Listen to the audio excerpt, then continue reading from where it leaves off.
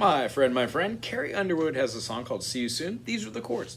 We're going to have a G major with the capo on the first fret, an E minor with the capo on the first fret, C major, and a D major. One of the only other notes we're going to be hitting in here is going to be this note, the E note.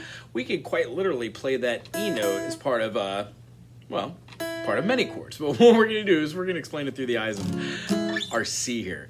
When we're going through here, the beginning has this whoa, whoa, whoa. It's going to drop down to an E minor, to a G major, and very slightly, the aforementioned chord, which is based off the D, utilizes the third.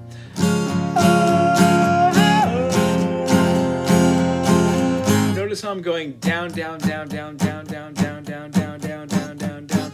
Just giving a little bit more rhythm. You could also do eighth note, eighth note, eighth note, C major, E minor, G major, and then a slight D, D, D, D, D. When it gets a little bit quieter, stay on that G.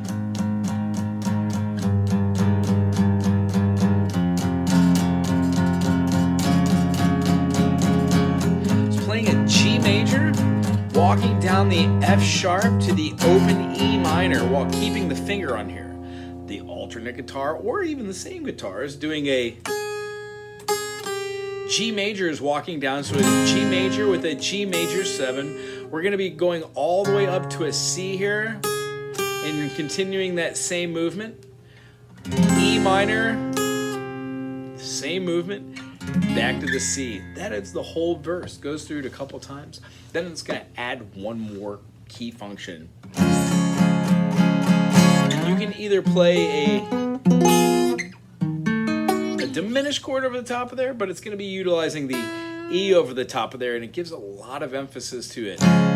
So what I would suggest is maybe playing the chord that goes right over the top of it. Diminished chord, or you can play a B7. And B7 here would actually be looking like a C7 if you're not using a capo, but a B7 if you're using the capo at the first fret. Going through this, the whole song goes through that same motion till the very end, and then it just vamps out on the G, E, C, G. Goes back to the C, E, G, D. It's kind of like it's the intro, except they have one more chord movement in there, and then the guitar that over the top is really playing around with those two half steps. That's where the meat and potatoes are. If you have any more questions about this, put in the comment section below, and I'll get to this. Aloha.